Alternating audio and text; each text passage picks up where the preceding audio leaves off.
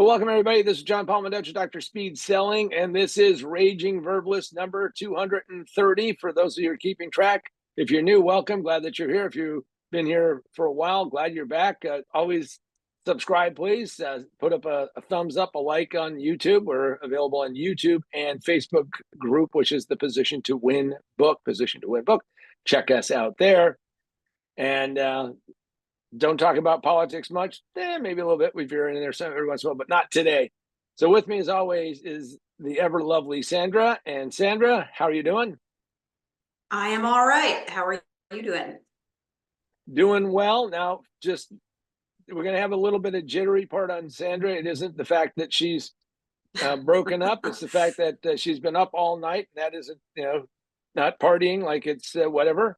It's because she has had tornado warnings at one after the other, and that means that her internet is unstable. So put up with that, please, and we'll go from there. So, Sandra, what are we talking about today? All right, so we're talking about Memorial Day. So what are the origins of Memorial Day? Well, after the Civil War, there was this whole, for those who don't know, the Civil War was the bloodiest war in the United States history. And because of that, they built Arlington Cemetery. Arlington Cemetery, by the way, was Robert E. Lee's plantation, which he had to give up because of the way the war turned out. And so they decided that what they would do is they would call it Decoration Day in remembrance of all those who had fallen during that terrible conflict. And I thought that was it's an interesting way to call it, and that's what they did after the Civil War. And what about Decoration Day? So the first time they celebrated Decoration Day, and there's lots of different pieces of history where people say it started here and started there, but I think the one that really kind of kicked it off is that at Arlington Cemetery, the first time they ever had it is that General Garfield gave a speech. There were 5,000 who showed up for that speech. I mean, remember, this was at a time before social media and flash crowds and all of that. And they took the time, and this is the part that kind of gets you, is they decorated 20,000 graves at Arlington National Cemetery, which was quite a feat. And if that doesn't kind of stick in you, then I don't know, maybe kind of check how, emotionally whether or not you're still connected to all of us. All right, and when did it become an official federal holiday? So President Lyndon Baines Johnson in 1968 signed it into law, this uniform. They actually made it also a uniform that was Monday. Signed into law in 1968. It didn't really become totally official until 1971. And from that point on, we've had holidays on Mondays, which gave people, 3-day weekends and all of that. That was the kind of the motivation. But that was the time that it really officially became a federal holiday. And everybody was taking it off before anyway, but now it was 3-day weekend and away you go. And what are your first memories of Memorial Day? Well, my first time that it became like ingrained in my brain is the fact that they were giving us this day off. We're going to have this day off in May. Since May is my birthday month, I'm thinking, well, okay, I got that. Maybe they're doing it because of my birthday. Really turned out it wasn't. People had to explain it to me. But what came out of it was the fact that they're going to give us a day off. And I was irritated about that because I said, wait a second. Now, why are we taking off a day in May and then we have to go into school all the way? Because sometime in June, and I was a count down the days and the hours kind of person.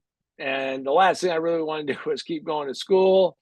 But they gave us a day off in May. So that was my first recollection and my first awareness. And so, Sandra, how about yourself? When was the thing that really kicked it off for you for Memorial Day? So what I would always do is I would go out to the cemetery with my grandmother and my aunt and my mom and my sister, and we would just decorate grave sites back home, and they would tell me like who older family members were and that sort of thing.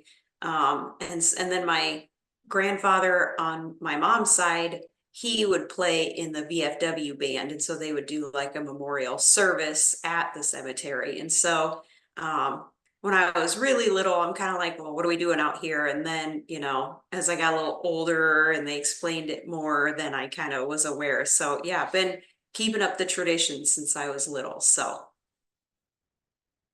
Well, and that whole connection to previous generations and what all that means, and that's quite impressive. In fact, one of the things that you want to do, since you're out there, maybe you're going to have this long weekend. You're going to say, well, maybe I want to do some other things too. And well, I have a couple of ideas, and I'll share those with you right now. And that is, you may want to, in fact, go out there and pick up a good book. Then I have two to recommend to you, and that is most businesses fail in the first 5 minutes. It just takes you 3 to 5 years to realize it. Position to win. Now you can tell this is my copy because it has my post-it notes and all that. And yes, I do have this, and I refer to it myself.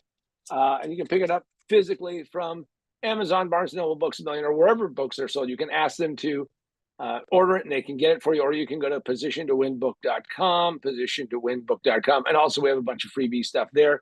And so go check it out there. Also, if you are a digital seller, you don't have time because we're right up against it and it's going to be Memorial Day weekend. You say, geez, John, I need to get jumping on this now. You can go get it as Kindle or Barnes & Noble Nook or Apple iBooks.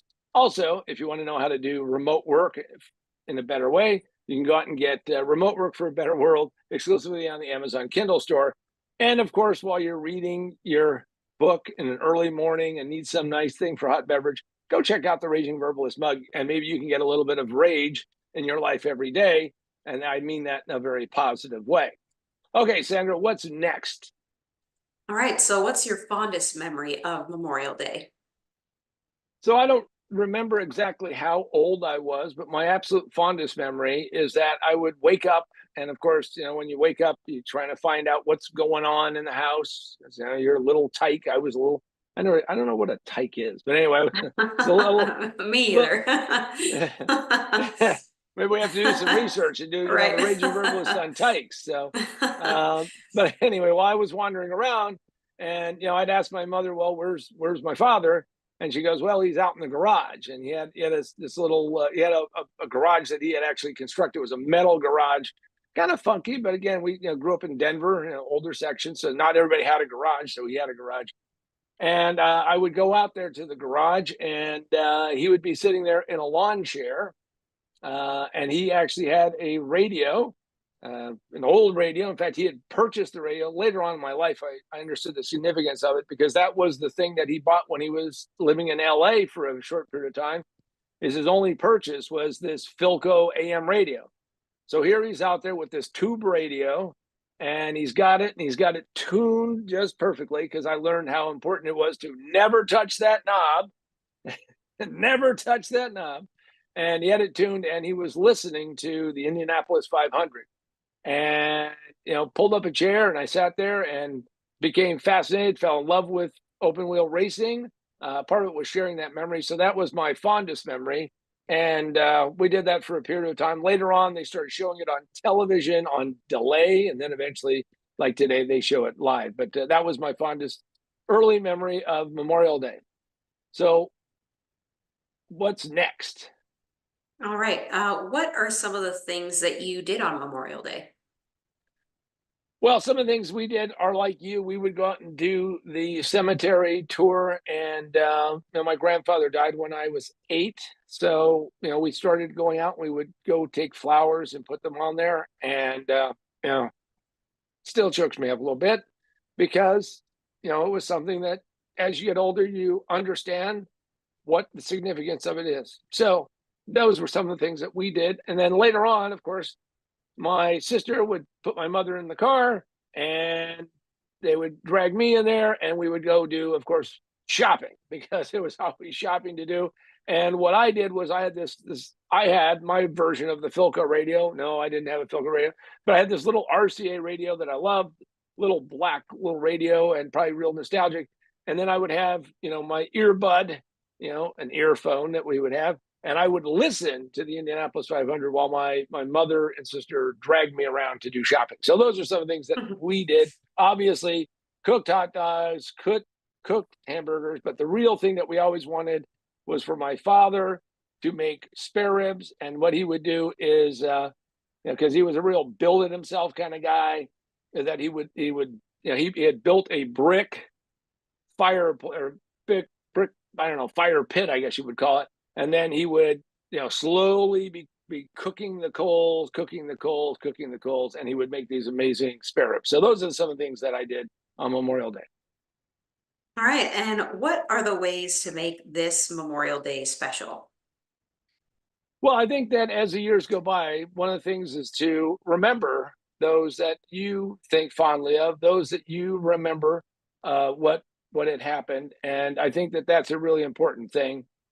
Make a list of those things because again, we are so hyper busy, hyper speed, moving things along, and maybe we don't take that time like we used to. Maybe we don't have that, if you will, that Midwestern sense of connection to history. So I think making a list of some of those people and having a quiet moment. How about And yourself? how can you? What I'm going to ask you Oh, back to you. So how about yourself? Do you want to? I'm sure you have people that you've lost. Does that sound like a good idea? yeah, I was gonna say that's pretty much what we do every time this time of year. I guess we're not big on like the grilling or cookout things. More for like the 4th of July is when we do that. But definitely take some time to remember those who we miss and love, and just taking that time is important. So that's definitely something we do. So. Okay. And I know we're going to need to wrap up because it's been a tumultuous week and a tumultuous day with your multiple tornado warnings. So let's wrap it up. All right. So, how can you make today different than any other Memorial Day? So take the time that you have and make sure that you reach out to people that you haven't reached out in a while, whether it's calling them, texting them, writing a card to somebody, but take some time and do that because time is fleeting and make that an actionable item to do it for this Memorial Day. And it's great that we get a 3-day weekend and yay, we can do all these things, but take some time for quiet reflection. I think that if you do that, you'll make this Memorial Day special.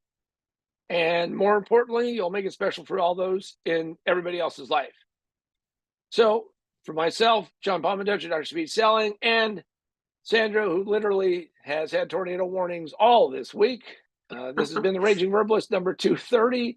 Hopefully, that settles down. Her neighbor had a tree fall on her house, and so it missed her house. So, divine providence maybe, or just the way the wind shifts. So with that, we'll see you on the next Raging Verbalist, and have a great Memorial Day weekend, and make sure that you remember those that you really care about, both in the past and in the future.